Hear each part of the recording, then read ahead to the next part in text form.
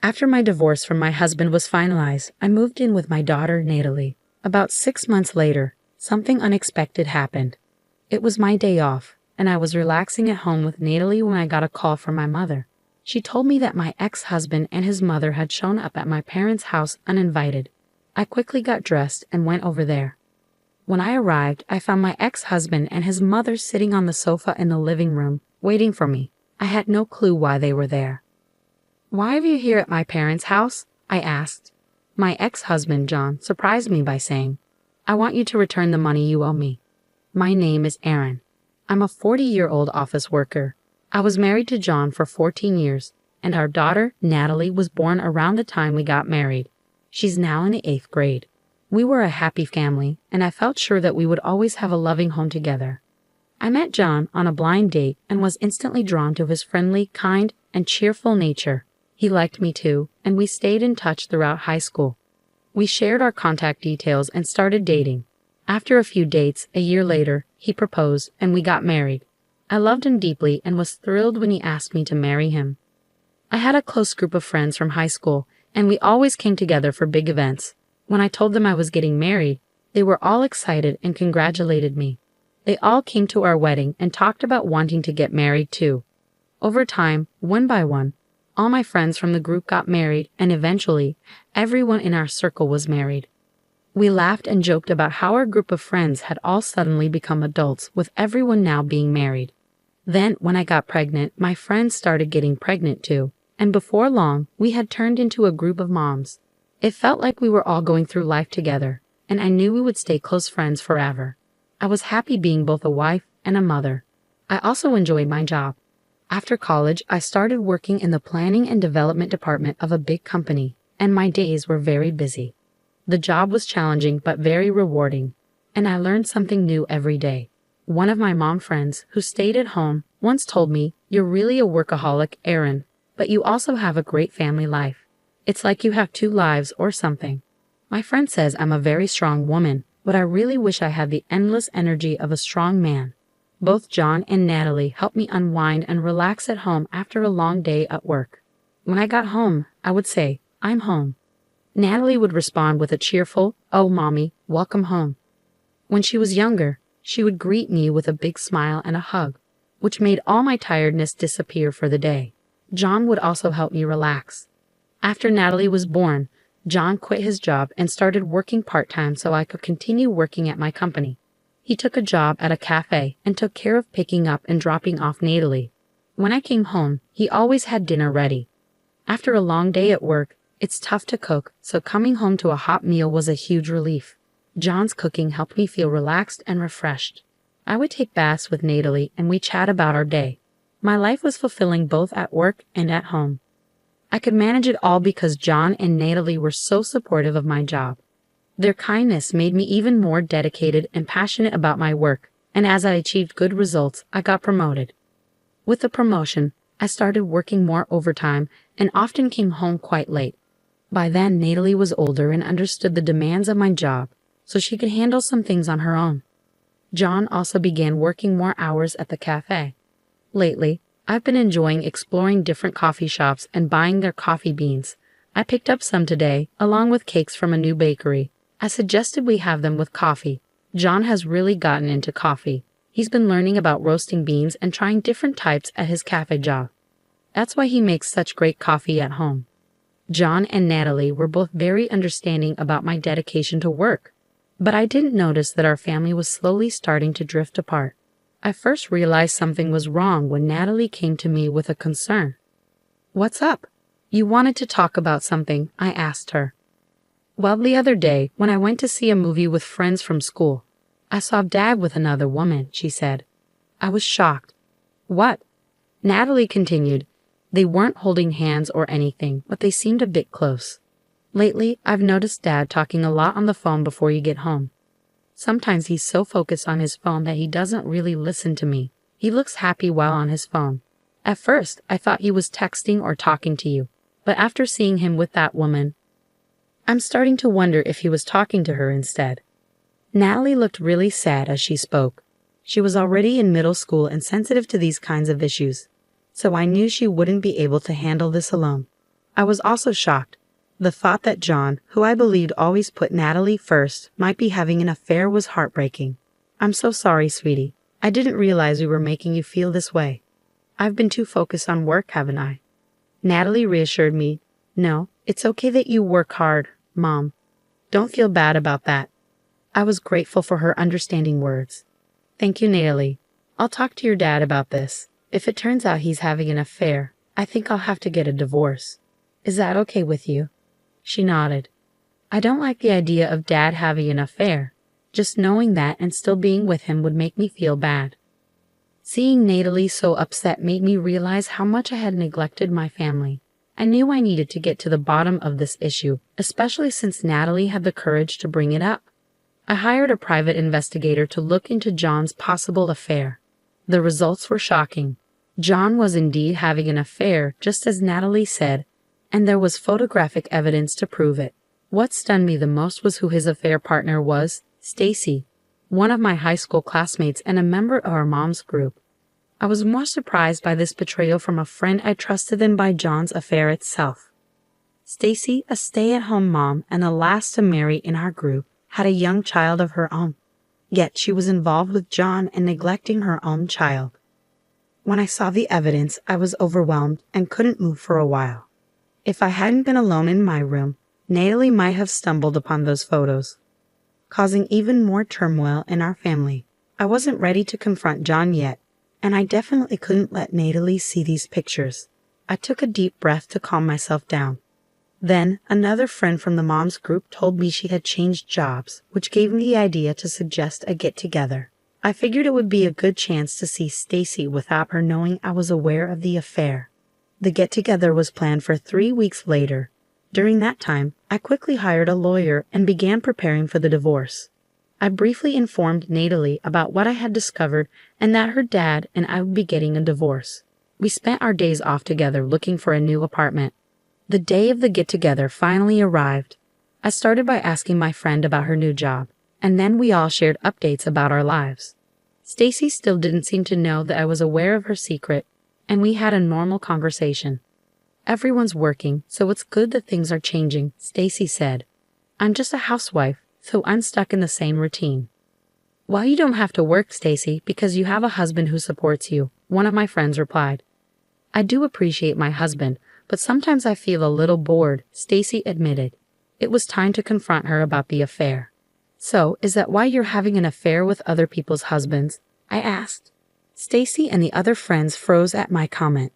Aaron, what do you mean by that? Stacy asked, her face going pale.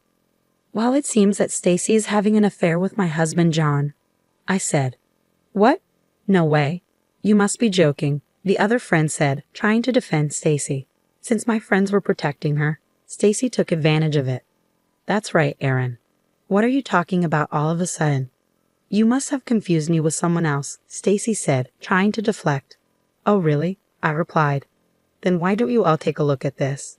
I pulled out the photos from my bag and laid them out on the table. My friends stared at the photos in shock. Oh my gosh, they gasped. Stacy, why? They asked. Stacy, clearly caught off guard by the evidence, covered her mouth with her hand. I'm so shocked. Why did you have an affair with my husband? Stacy seemed to realize there was no way out. I'm really sorry.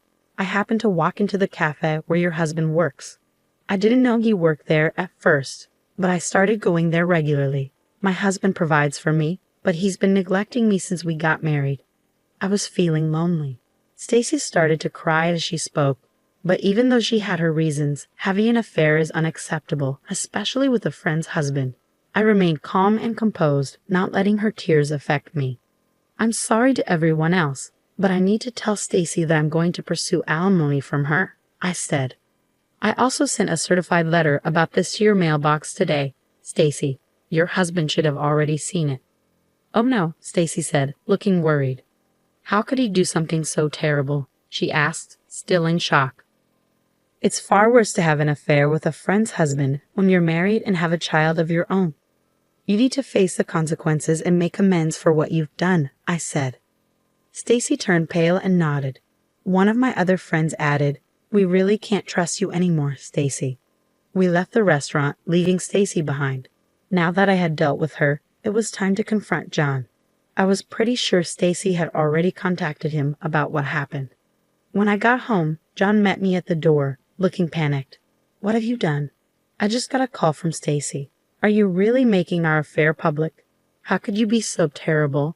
You acted like a good husband, but you were cheating on me." "No, that's not." "But Stacy has a family too. How could you expose her like that? It's ridiculous." I responded, "It seems people who have affairs think alike. You believe that as long as the other person doesn't find out, it's not a big deal. But what you did was wrong, and it all needs to be revealed as part of your punishment. That's why I'm going to divorce you and seek alimony and child support."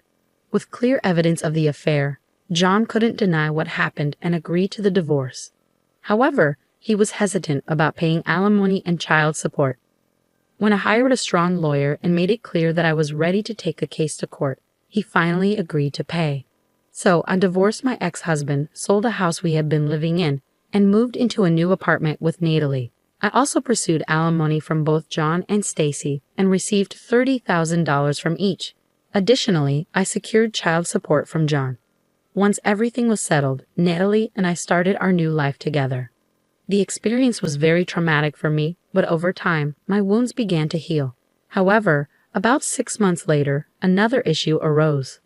I was relaxing at home with Natalie on my day off when I got a surprising call from my mother. She told me that my ex-husband and ex-mother-in-law had shown up at my parents' house and forced their way in without permission.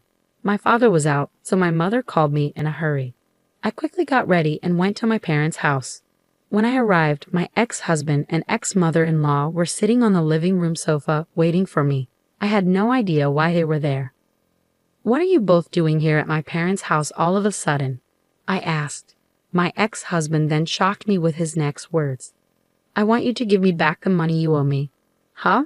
I never borrowed any money from you. I paid $15,000 for our wedding, remember? You were the one in charge of the wedding, so that money was lent to you. Now that we're divorced, you're claiming it was all a fraud.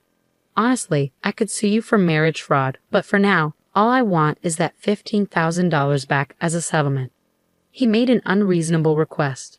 My ex-mother-in-law also insisted that I pay him as soon as possible. After the divorce, I knew that John had taken a full-time job at the cafe where he used to work, but the pay there wasn't much. It seemed he was struggling financially, which might explain his unreasonable demands. "Well, let me remind you that we both were equally involved in the wedding, and I paid more of our living expenses than you did. So $15,000 is just a small part of what I contributed. Don't bother me with such unreasonable demands." I tried to get them to leave, but they didn't budge. Just then, my father came home. He had apparently received a call from my mother and rushed back. "What are you guys doing here?" my father demanded. My ex-husband explained the same thing to my father, clearly afraid of him. My father listened quietly but was clearly furious and shocked by John's unreasonable demands. "It's your fault for having an affair in the first place. If you're going to make such outrageous demands, get out of here," my father said. He tried to kick them out, but my ex-husband fell to his knees and begged, "Please, Aaron, lend me money. Not only are you demanding alimony, but Stacy's husband is also after me and I can't afford it. Even $10,000 would help." It was shocking to see him begging for money in such a situation. I told him coldly, "No, I can't do that. Go home." But my ex-mother-in-law insisted, "You're also responsible for what happened. You should lend him the money." The situation was escalating, so my father said, "Fine, I'll get the money. Just wait here," and went to another room. "Hey, Dad, what are you doing?" I hurried after him, and my father grinned. "Well, I have plenty of money. Since we have it, why not give it to them?" he said, opening the closet and pulling out some cash. This should be interesting, I thought. My father put the bills in an envelope and handed it to John. Satisfied with the fake money, my ex-husband and ex-mother-in-law left with pleased expressions. As soon as they were gone, I locked the door and called the police.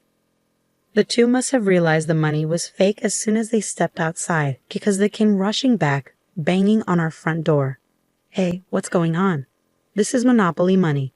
I don't want this fake cash," John shouted angrily. I laughed and responded through the door. "Since we have so much money, I thought I'd share it with you."